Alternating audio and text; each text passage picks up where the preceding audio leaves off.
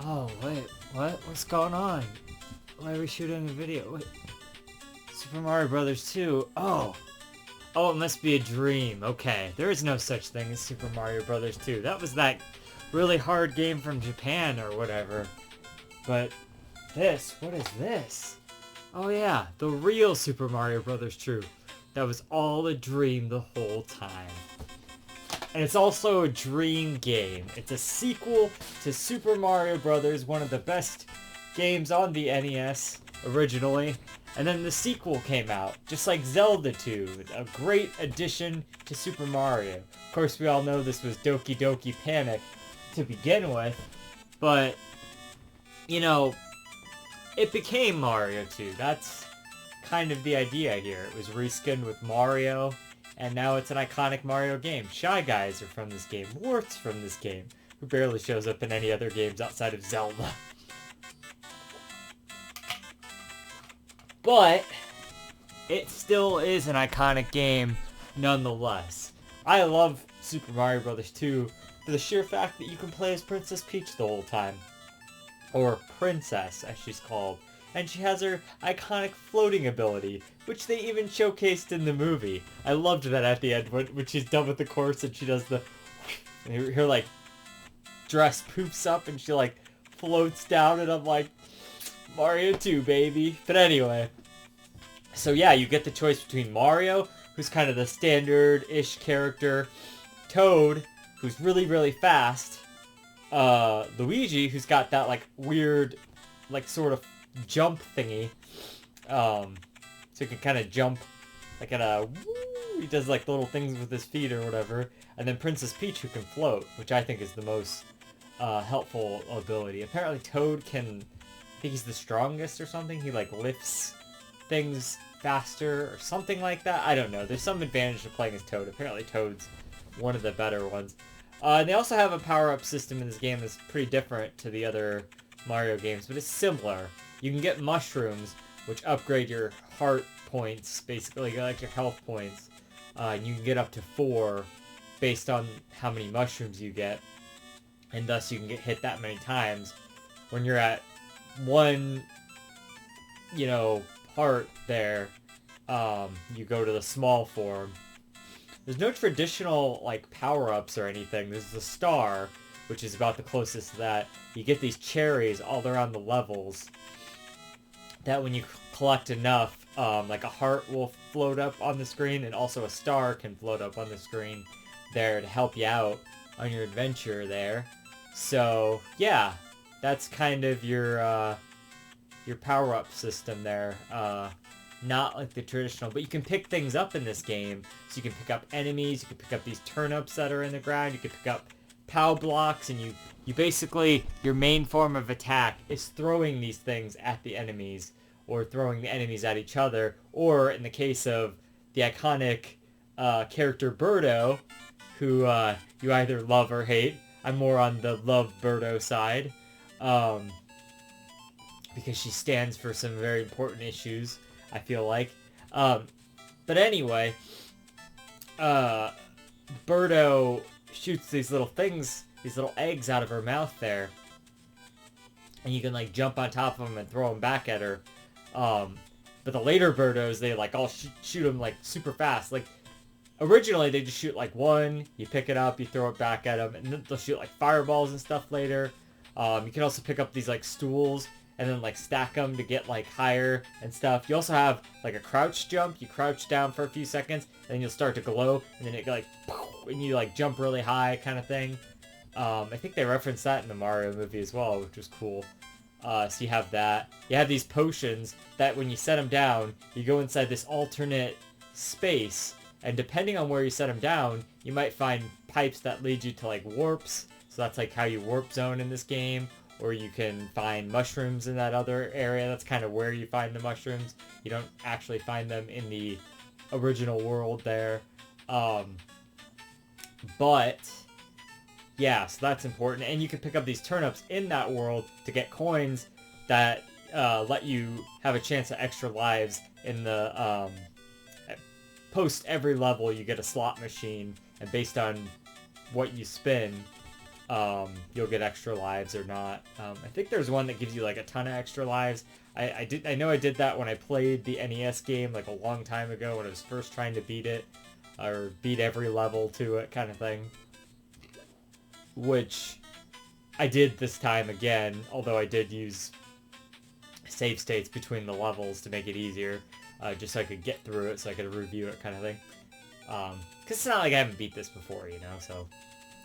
But, yeah, so I enjoy that. I enjoy the variety between, like, you have the different characters, different worlds, there's, like, different themes to kind of... There's, like, an ice world, there's, like, a desert world. It's kind of all the typical sort of worlds now, and they kind of reuse them a lot, but like the original Mario Brothers didn't have like a lot of, or Super Mario Brothers, I'm sorry, I did also review the original Mario Brothers today. The original Super Mario Brothers game didn't have a lot of variety in its backgrounds. This game is already like such a graphical jump, and it was only a couple of years later or whatever, to the original game there. Looks like way better, like so much better. Very impressive looking game for its time. It's very graphically animated well and whatnot. Like I love when like Peach gets hit, you know, and she's about to die, and she like makes this like this whole face thing, you know. It's great. Just looks really well done. It's very cartoony, you know. It feels more in line with like what you would think Mario looks like, rather than the original game, which is a little crude, you know. It's a little 8-bit in comparison. This looks like, you know, this kind of actually looks like that art style there, more so than sort of an 8-bit thing. So it's really, it's more rounded out and developed. Very unique art style, I like that. And it's like a dream world too, you know, that's the other thing. So you get a lot of like weird enemies. Oh, the Phanto thing that chases you when you pick up the key. Like, that guy's an asshole.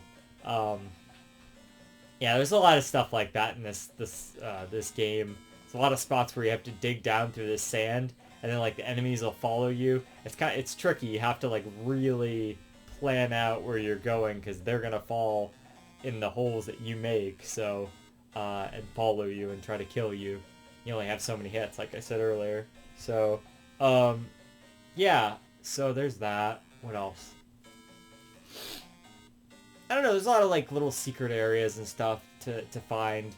I appreciate that. There's always secrets in Mario games, and I like that. There's a lot more like vertical scrolling up in this game. A little bit more non-linearity in a sense. There's a lot of branching paths and optional areas that aren't just like a 2-second interlude, and then it spits you out later in the level kind of thing, like it was in the original game. It's actually much more depthy than it was prior, you know. Especially near the end there, there's like some multiple paths you could go on and stuff, and yeah, so that's pretty cool. It's more advanced than the original game. More physics and whatnot. I guess you can do all sorts of crazy little things. Like there's these spouts on these whales, and you can like jump on top of the spouts. Kind of shit you couldn't do in the original game, you know. That was very basic, and we were setting a standard there. Now we're improving upon that standard, you know. It's very much an improvement upon that. So I think that's really cool. Like, you have bosses, obviously, and stuff. The main mechanic is throwing stuff, so you'll have like these mouse bomb guys, Mouser or whatever. You can like throw their bombs back at them. You have to kind of time the bombs. Yeah, the bombs, also there's breakable walls in here, kind of like in a Zelda game. So you have to kind of time your bombs when you throw them and stuff, which is interesting. But yeah, the Mouser, there's like the claw guy, which you fight like once. I think you fight like 2 Mousers. You fight one of the claw guys. He tosses these boulders at you, and you have to like jump on top of them and throw them back. What else? There's the Hydra guys that like spit fire, and usually they have those little like mushroom stool things you can stand on. Not like stool as in poo, like stool as in like a like a platform, you know, little mushroom platform things.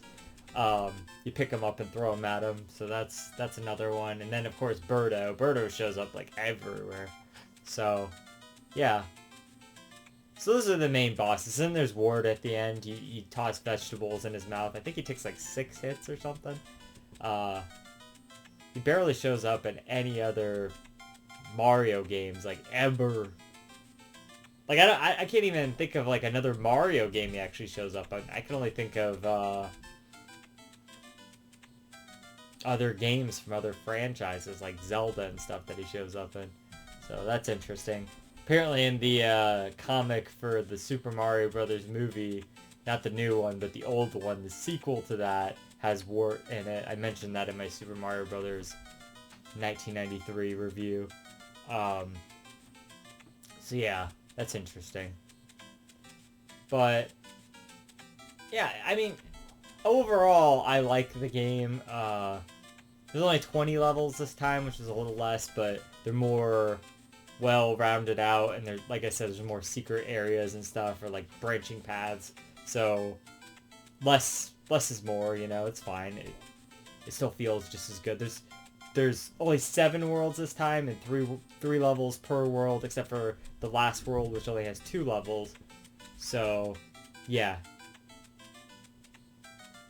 but it's pretty good overall. I do really enjoy this game, and I think it's a really good sequel to the original Mario. The music is also really good. There's some iconic tracks like the main. I mean, this one, you know, is like obviously the Mario Brothers theme, but the main area, you know, and then like the ending theme is very iconic, obviously. If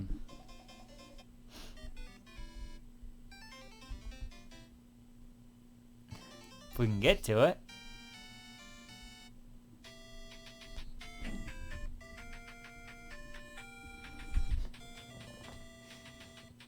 So yeah, really decent game overall. I like I said, the variety in characters, the more advanced style of Mario in the world.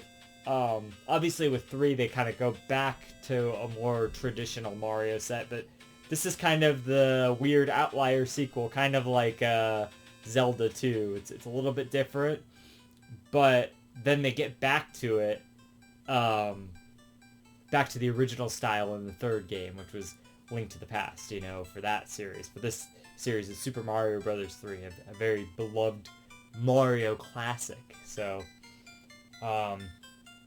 yeah, so but this is a great game, so I really enjoy it. For an NES game, you know, I can probably give it like, again, a 10 or at least a high 9, like a 9.8 or something. There's not too much to complain about. I don't necessarily think it's like the best Mario game, but I don't think it's a bad Mario game. I think it's really good, is my point there.